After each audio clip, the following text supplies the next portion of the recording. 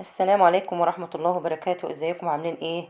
النهاردة بقى جايبه لكم ماسك رائع حلو جدا للبشرة، لتفتيح البشرة والمناطق الحساسة كمان، اللي هي منطقة تحت الابطين والمناطق الحساسة. طبعا انتوا عارفين المناطق الحساسة بمعلقة واحدة بس ان شاء الله هتفتح بشرتك. وكمان المعلقة دي بتنفخ الخدود وحلوة جدا جدا للبشرة والمناطق الحساسة، بتفتحها جدا.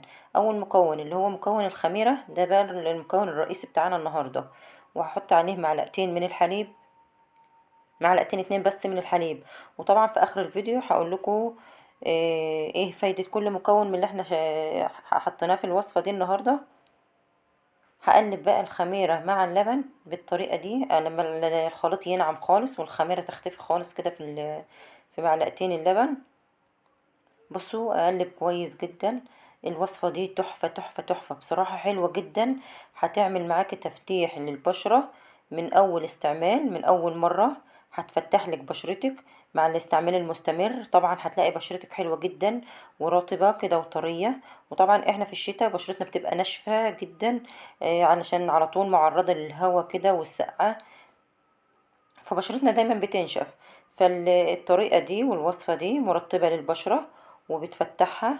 وكمان لو عندك اماكن بتاعة الحبوب كده ممكن هتوديها خالص، والهالات السوداء، وكمان اللي هي الكلف اللي هو بيبقى بعد الحمل ده، اللي بيبقى في الوش كده في البشرة كده بعد الولادة.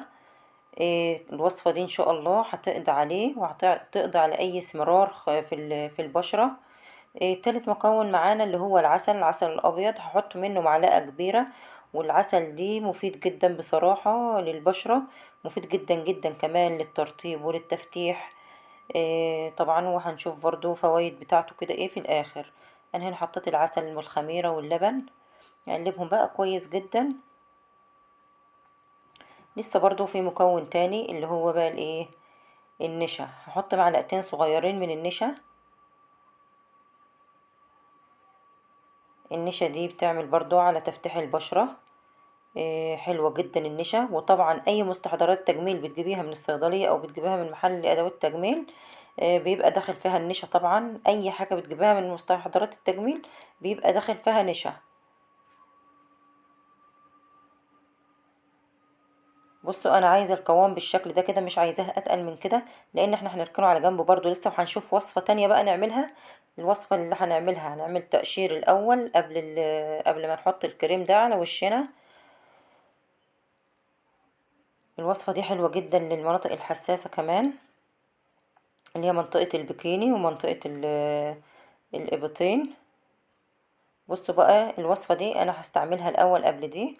هي زي تقشير كده، هحط معلقة سكر صغيرة عليها معلقة قهوة أو نص معلقة، على قد ما هتعملي. يعني اعملي الكمية على قد انتي ما هتشوفي هتعملي ايه بشرتك بقى كلها.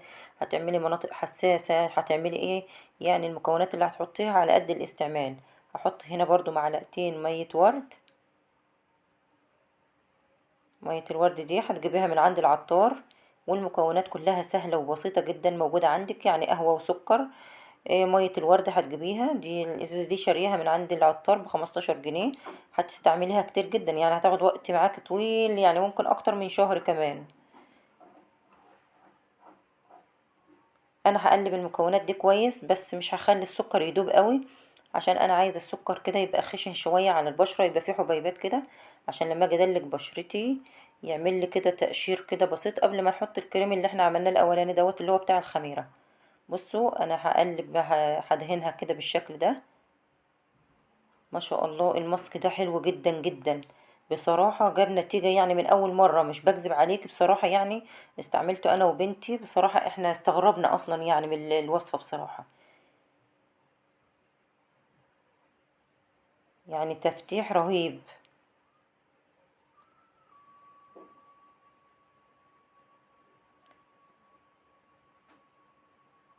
أدهن إيديا كده بالشكل ده.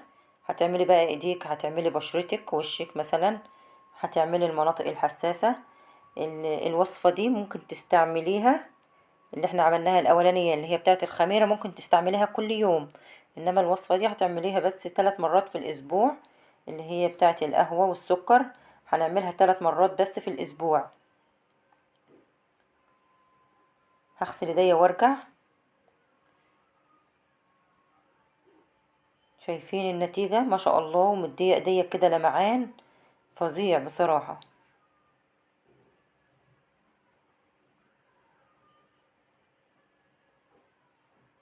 طبعا في تغيير عن الاول كتير يعني، وكمان بتدي نعومة كده وتخلي بشرتك كده طرية. هستعمل بقى الوصفة دي التانية اللي احنا عملناها ديت بتاعة الخميرة، وكمان الخميرة بتفتح البشرة كمان. ولو انت عايزة تكبري خدودك شوية ممكن الخميرة بتنفخ الخدود على فكرة. اي منطقة عايز تنفخيها بالخميرة هي عامل كويس جدا لنفخ الخدود بصراحة، والشفايف كمان. يعني الوصفة دي ممكن تستعمليها لشفايفك، تحطها كده على شفايفك لمدة 10 دقايق. شايفين؟ تحفة تحفة.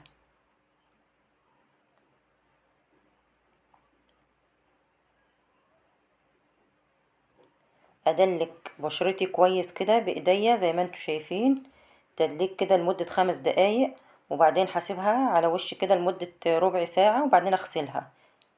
ممكن تفركيها لو انت حابة تفركيها كده الوصفة دي، او تغسليها كده بالمية. شايفين؟ ما شاء الله حلوة جدا.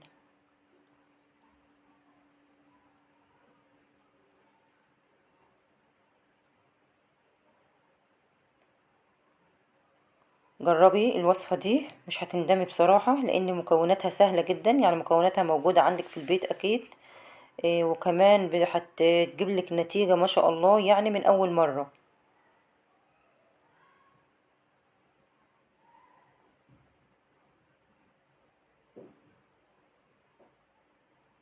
انا غسلت ايديا كده، شايفين؟ ما شاء الله حلوة جدا جدا. شايفين دي الايد اللي انا حطيت عليها الكريم؟ ناعمة بطريقة بصراحة يعني حلوة جدا ما شاء الله.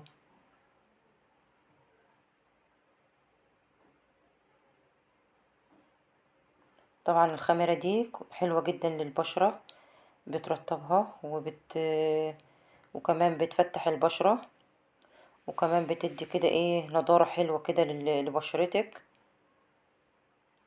وكمان ومعلقتين الحليب اللي احنا استعملناهم، طبعا الحليب جدا حلو جدا للبشرة برضو.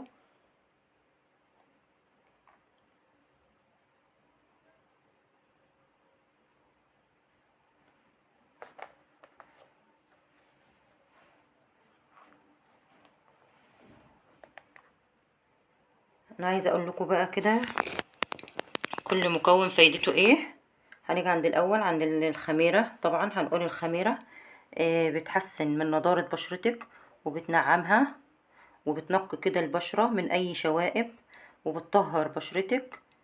الوجه طبعا بتطهر اي بشرة وشك، بتطهرها، وكمان خاصة من البكتيريا واي ميكروب موجود. وكمان بتقلل حب الشباب، وبتزود كمان نضارة الوجه، وبتزيد كرات الدم كده الحمراء اللي في الوش. وعشان لما كرات الدم الحمراء دي لما بتزيد في وشك بتبان ان وشك كده ناضر كده، وبيبقى لونه كده وردي كده وحلو. وكمان بتدي الوش كمان صحة ونشاط كده. وبتدخل برضو يعني احنا قلنا الحاجات دي بتدخل كمان في ادوات التجميل، النشا والخميرة بتخش كمان في ادوات التجميل، وخصوصا الخميرة كمان. وبتخلصك بقى من الرؤوس السوداء اللي هي مكان الحبوب، ومن الخلايا الميتة. وبتقضي كمان على التجاعيد، دي حاجة مهمة جدا ان الخميرة بتقضي على التجاعيد كمان، وبتجدد خلايا الجلد. هنيجي بقى عند النشا. طبعا النشا ديت انت ساعات بتحسي ان وشك كده فيه زيوت، اللي هي البشره الحساس البشره الدهنيه، تحسي ان انت وشك فيه زيوت كده وبشرتك دهنيه جدا. فالنشا بتخلصك من الدهون اللي بتبقى في الوش ديت، وكمان من الاسمرار وحروق الشمس والبقع الداكنه، وكمان بتفتح لون البشره. هنيجي بقى عند العسل، بيحافظ كمان على تلف الجلد، وبيقضي على الشيخوخه جدا. اي تجاعيد في وشك بيقضي عليها، وبينقي البشره. وكمان اللي هي الحبوب برضو، وبيغذي البشرة طبعا، وبيمنع الشيخوخة. وبيعمل على تقشير البشرة كمان، بيقشر بشرتك يعني بيغير الجلد بتاع بشرتك. وكمان بتحسين وتجديد بشرتك. يعني بصي يعني المكونات دي مفيدة ومهمة جدا. هنيجي بقى عند المكون اللي هو ايه الحليب. بيقلل كمان من جفاف بشرتك وبيرطبها، وبيقضي كمان على الجلد الميت، وبيعمل على تفتيح لون البشرة، وبيحافظ على البشرة من أشعة الشمس كمان لو خرجت بره في الشمس كده. وكمان بيسد المسام، اللي هي المسام اللي بتبقى في البشرة بتبقى واسعة، بيقفل المسام دي خالص. وكمان بصي يعني هو بصراحة الحليب ده فيه كل الفوائد. كمان يعني ممكن تجيبي قطنة كده تحطها في الحليب، وتعملي برضو تعملي ايه تنظيف لبشرتك كده. بيخليها رطبة كده، وبيديها نضارة حلوة جدا. يعني لو جبتي قطنة وبلتيها ومشيتي بقى على بشرتك، خلي بشرتك حلوة جدا. وده كان فيديو النهاردة، والسلام عليكم ورحمة الله وبركاته.